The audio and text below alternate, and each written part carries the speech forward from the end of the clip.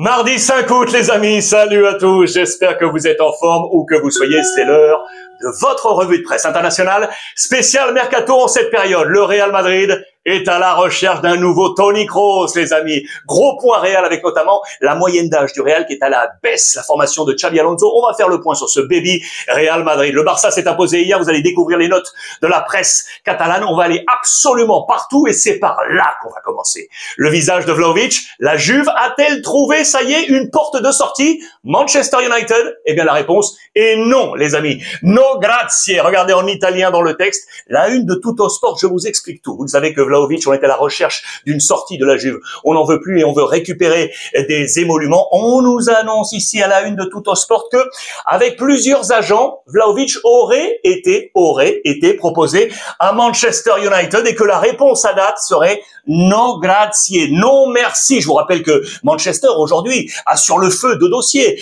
le dossier Højlund et Zirkzee. Je vous rappelle également que United aurait fixé comme objectif pour son attaque Šeško de Leipzig. Sauf que, eh bien, Šeško est déjà en pourparlers. Regardez, ça y est, avec Newcastle. Šeško Talk. On parle de 78 millions de livres pour rejoindre Newcastle qui, en fait, prépare, vous le savez, l'après Isaac. Get him out. On n'en veut plus d'Isaac qui a déclaré vouloir rejoindre Liverpool, qui s'était mis en grève, entre guillemets, vous le savez, qui n'avait pas participé au stage d'été, qui là, ça y est, a retrouvé le groupe de Eddie Howe, mais on n'en veut plus du côté de Newcastle, et donc on cherche à trouver le transfert pour aller chercher maintenant Šeško, qui donc ne rejoindrait pas Manchester United, ce qui donc pourrait ouvrir de nouveau une possibilité peut-être à Vlahovic du côté de Manchester United. Mais la presse anglaise se pose une question. Pourquoi Manchester doit-il encore aller chercher un attaquant? Regardez, Ruben Amorim, le coach de Manchester United, le message est lancé. Ruben Ugarte a besoin d'un nouveau numéro 6. Amenons un nouveau numéro 6 à Manchester United. On pense que le besoin est là. Regardez, remplacer Manuel Ugarte et Casemiro, c'est plus vital que d'aller chercher un striker, un attaquant, les amis. 33 ans, 24 ans, on a besoin de régénérer tout ça. Ça s'est vu notamment lors du dernier match face à Everton pour Manchester United. Il a joué 72-73 minutes, ça s'est très mal passé pour lui, remplacé par Casemiro qui a été comparé, les amis, un pédalo quant à sa vitesse. Et oui, on pense que ça y est, Casemiro, l'ancien du Real Madrid, c'est terminé. Alors, qui allait chercher du côté de Manchester United? On se pose la question, parce que la référence en Angleterre, regardez ces chiffres, on remet les chiffres de Casemiro, on met les chiffres de Ugarte, on les compare à ceux de Rodri. On estime que c'est aujourd'hui le meilleur numéro 6, le joueur de Manchester City. Tous les chiffres sont en faveur de Rodri, et du coup, on s'interroge sur le profil à aller chercher, d'autant que les joueurs de Manchester United ont clairement déclaré qu'ils avaient besoin d'une revanche auprès de leurs supporters après la 15e place la saison passée et après les dernières performances là durant la préparation estivale. Bruno Fernandes qui se cache le visage après les dernières performances et le français Euro qui dit très clairement on n'a pas été bon, il faut qu'on soit meilleur pour cela. Et si on allait donc chercher un 6, quel serait le préféré d'Amorim? Eh bien, un ancien qu'il a eu sous ses ordres. Regardez ici, lorsqu'il était au Sporting Portugal. C'est Hjulmand, les amis, à la une de la presse portugaise. Je vous en avais déjà parlé. Sauf que, problème 1, eh bien, le Sporting veut le garder. C'est un capitaine. Et donc, on va aller chercher une revalorisation contractuelle avec notamment des bonus nouveaux pour tenter de le garder. C'est le plan du président du Sporting. Problème 2 pour Manchester United, c'est que United n'est pas le seul sur la liste pour aller le chercher. Regardez, la Juve, Damien Comolli, le nouveau grand patron, veut apporter à Igor Tudor un 6 puissant. Je vous rappelle que Douglas Luiz, le Brésilien, s'en va. Ça sera un Danois, l'un ou l'autre. O'Reilly de Brighton et donc le père Hjulmand du Sporting qui était en pole position. Que va-t-il se passer? United ou la Juve ou rester au Sporting? La Juve, je vous le rappelle, l'affaire Colomani est toujours en marche. Avec le Paris Saint-Germain, on est toujours en discussion. Igor Tudor qui veut muscler sa défense. Il veut du muscle dans sa défense. Regardez, deux profils apparaissent dans les colonnes de la Gazzetta dello Sport aujourd'hui. Lui, je vous en avais déjà parlé. Arsenal, c'est Kivior. Lui, nouveau nom, Kulierakis, les amis, de Wolfsburg en Bundesliga, qui pourrait intéresser le plan défensif d'Igor Tudor, son plan préférentiel, vous le connaissez, avec la défense à 3, avec donc un Bremer en mode totem maintenant pour cette nouvelle saison, ou alors une défense à 4 dans un repositionnement général. Je vous amène à examiner d'ailleurs le poste ici de Coop Miners, les amis. Pourquoi? Parce que la Gazeta nous dit très clairement qu'après une phase de reprise et de réathlétisation pour Coop Miners, il veut revenir vraiment à un super niveau. On l'attend vraiment dans cette année. Voilà les chiffres de la saison passée avec 44 matchs au total, plus de 3000 minutes de jeu, ce qui est très très bien. Les performances sont là. On rappelle 51 millions avec le bonus et il coûte 4,5 millions par saison du côté de la Juventus de Turin. Vous connaissez la série Sex and the City. Regardez les amis, je vous emmène avec les jeux de mots et les tabloïds anglais. Bam! Daniel Levy, le patron de Tottenham. Regardez. Vexed and the City. On remplace, vous l'aurez compris, Vexed c'est fâché. On est fâché contre la ville. C'est le jeu de mots. Pourquoi? Parce qu'une partie des supporters, vous le savez, aimerait voir Daniel Levy sortir. Donc là, il y a du rififi, mais également fâché avec Manchester City. Double effet qui se coule. Vous l'aurez compris sur le titre. Pourquoi? Je vous rappelle que Manchester City est sujet à un chef à 115 chefs d'accusation concernant, vous savez, les méthodologies pour le marché des transferts. On estime qu'il y a quelques irrégularités. 115 chefs d'accusation.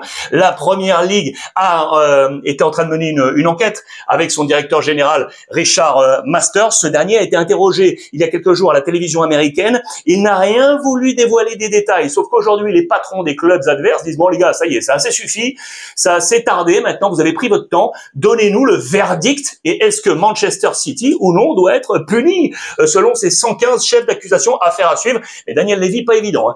Il est en chaud sur les deux tableaux, vous l'aurez compris du côté de Tottenham. Le baby Real Madrid, comme je vous l'ai annoncé, la moyenne d'âge du Real Madrid, c'est très intéressant, est à la baisse, notamment avec le départ de Modric, dont on va reparler dans un instant. Regardez ces jeunes poupons, alors que le Real, vous le savez, a redémarré hier, c'était la grande reprise côté Real Madrid. Regardez ces visages, les amis. Ça faisait 27 ans qu'on n'avait pas vu une moyenne d'âge si basse. Elle était à 24,88 en 1998-99. Elle est aujourd'hui à 25,7. Elle a toujours été au-dessus, avec des pics, notamment ici, à quasiment 28 ans. Les plus jeunes visages, ils sont là. Le plus jeune, c'est Mastantuono, qui vient d'arriver, 18 ans. Le deuxième, c'est Hendrik, 19 ans. Et puis Güler, à 20 ans. Et puis la position de Huysen, à 20 ans également. Ou encore Fran González et Gonzalo Garcia, le jeune attaquant, 21 ans. Xabi Alonso a un groupe très très jeune, les amis. D'ailleurs, regardez, voici le point sur les 25 aujourd'hui dont dispose Xabi Alonso. Prenons le temps peut-être de regarder tout ça. Avec Courtois, Lunin, avec Militao, Asensio, Alaba, blessé, vous le voyez cerclé de rouge. Huysen, les nouveaux sont en jaune. Huysen, Rudiger, ici, Ferland Mendy qui est blessé, Fran Garcia et Carreras qui est arrivé de Benfica. Trent de Liverpool avec le capitaine Dani Carvajal. Valverde, Güler, Tchouaméni, Camavinga, Bellingham, Ceballos, blessé également, Vinicius, Rodrigo, ici Mastantuono qui vient d'arriver, Brahim, et la ligne d'attaque que vous voyez ici avec Mbappé, Hendrik, Gonzalo. C'est la ligne d'attaque qui a la moyenne la plus basse d'âge, vous l'aurez compris. Et dans ce schéma, eh bien, on attend que des hommes prennent aujourd'hui leur responsabilité. On en a déjà parlé, notamment Güler. C'est là que ça m'amène à ce titre. On cherche un nouveau Kroos, les amis. On cherche un nouveau Toni Kroos.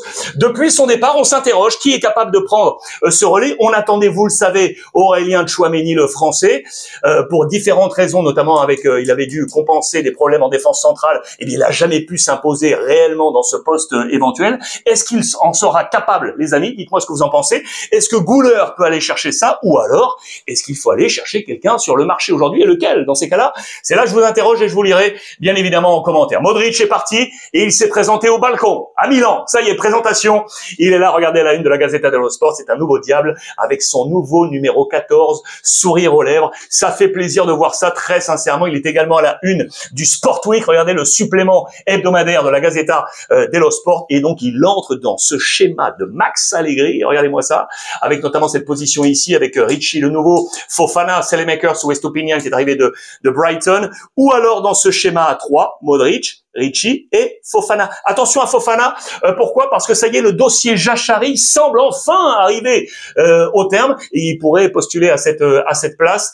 L'homme de Bruges, on nous dit que normalement, je dis bien normalement, ça y est, cela devrait se jouer et il devrait rejoindre l'AC Milan où on attend également toujours l'arrivée d'Atekane avec cette relance à 8 millions pour les Young Boys de Berne, les amis. Raspadori devrait quitter le Napoli. Je vous en ai déjà parlé pour prendre la direction de l'Atlético Madrid. C'est assez rare de voir les Italiens partir en Espagne. L'objet est là, je vous le rappelle. Le Français Enzo Mio était là. Priorité de l'Atlético Madrid à ce poste. Mais finalement, regardez, il va filer du côté de Al Ahly. Ça vient de tomber, même le quotidien L'Équipe en a parlé ce matin. Le Français, l'international espoir de 23 ans, va donc rejoindre le club d'Al Ahly. Du coup, l'Atlético passe au plan B. Le plan B, c'est Raspadori, très attendu, donc du Napoli. Déjà 2 Scudetto avec Naples dans la valise. 40 matchs et 9 buts marqués avec la sélection italienne. Joueur très intéressant pour l'Atlético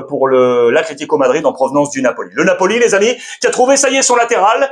Vous le savez, Antonio Conte était à la recherche pour redonner de l'énergie, et notamment sur le poste de latéral gauche. Là, c'est dans le sens inverse. C'est un Espagnol de Girona, je vous en avais parlé. C'est Gutiérrez qui va arriver. 18 millions d'euros plus 2. 18 millions d'euros plus 2.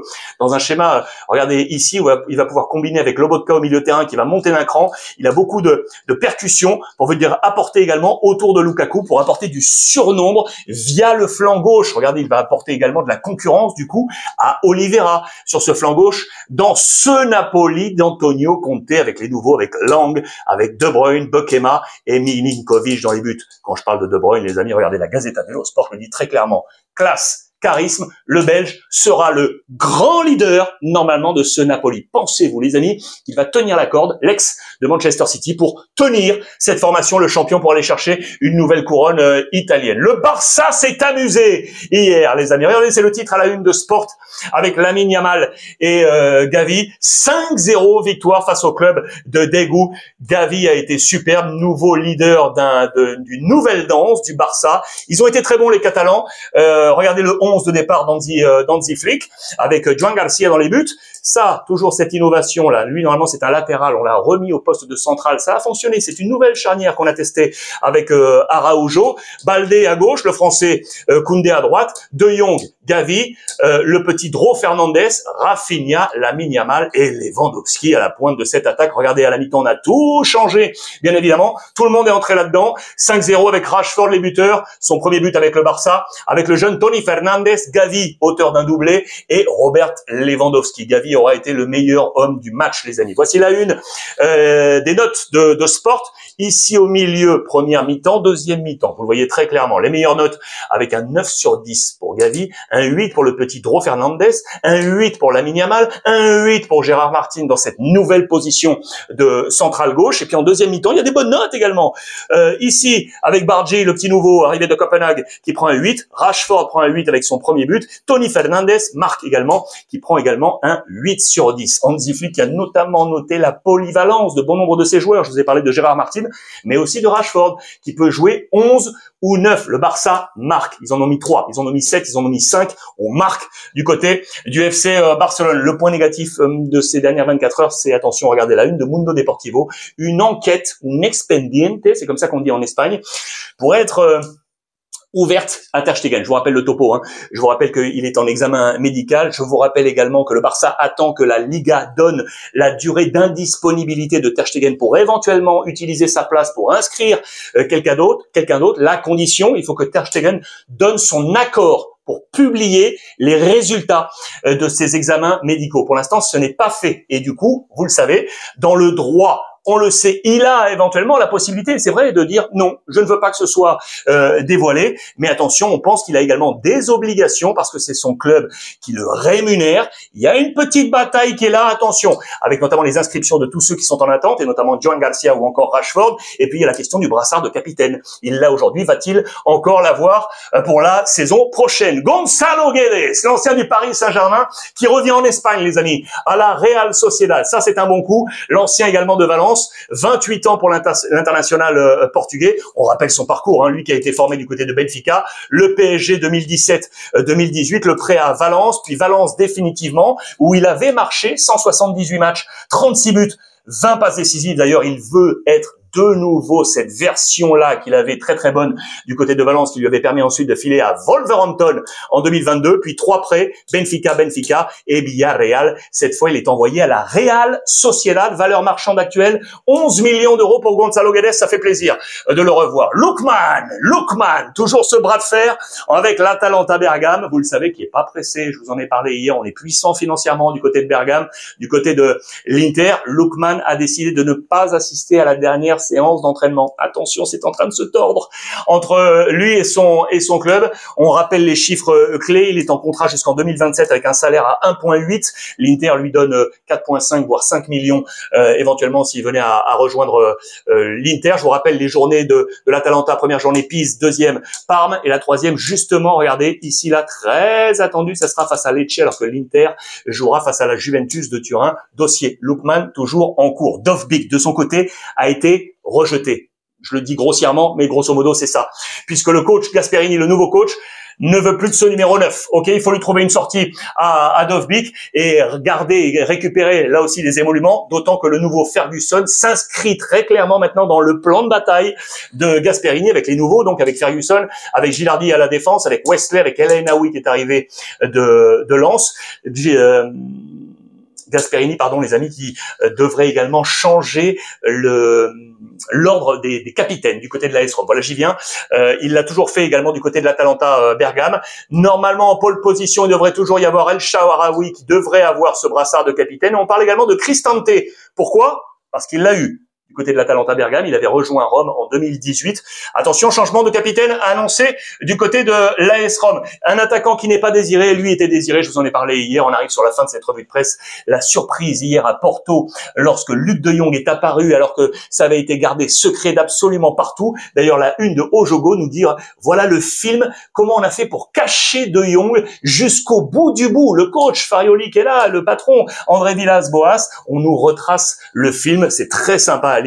Et donc l'ancien du PSV Eindhoven qui est arrivé libre, papa, pour l'attaque du FC Porto. Je fais un petit coucou, comme d'habitude, à tous mes copains du continent africain, aujourd'hui à mes copains du Mali. Pourquoi? Parce que regardez, le PFC est en train de viser cet homme, les amis, l'international malien de Leipzig, monsieur Amadou Haïdara. Il a un CV énormissime. Ça peut être très intéressant, un gros coup pour le PFC. On nous rappelle à la une de l'équipe qu'on va avoir cette entente cordiale, ce derby magnifique, il n'y a pas de montage, hein, entre le stade du PFC, le stade Jean-Bouin et le Parc des Princes du Paris Saint-Germain. Ça va être très sympa d'avoir ça. En parlant du Paris Saint-Germain, je termine là-dessus, les amis. Ça y est, ça reprend la Ligue des Champions. C'est aujourd'hui. Ça y est, les tours préliminaires. José Mourinho y est engagé. Je vous rappelle que les tours préliminaires vont amener ensuite au tirage au sort qui sera le 28 août prochain. Regardez toutes les phases avec les huitièmes, quarts de demi-finale et la finale le 30 mai 2026 à Budapest, en Hongrie. Ce soir, voici le topo. 7 places en jeu.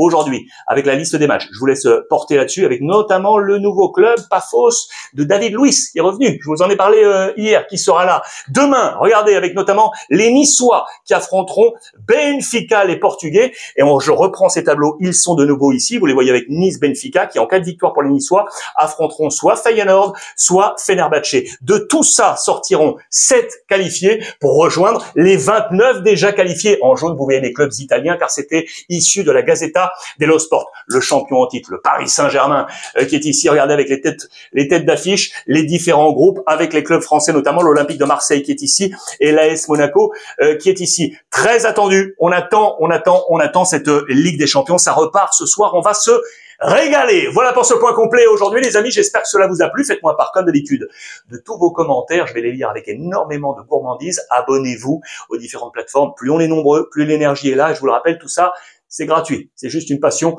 entre vous et moi. Passez une bonne journée. Je vous embrasse et n'oubliez pas, profitez des vôtres, les amis.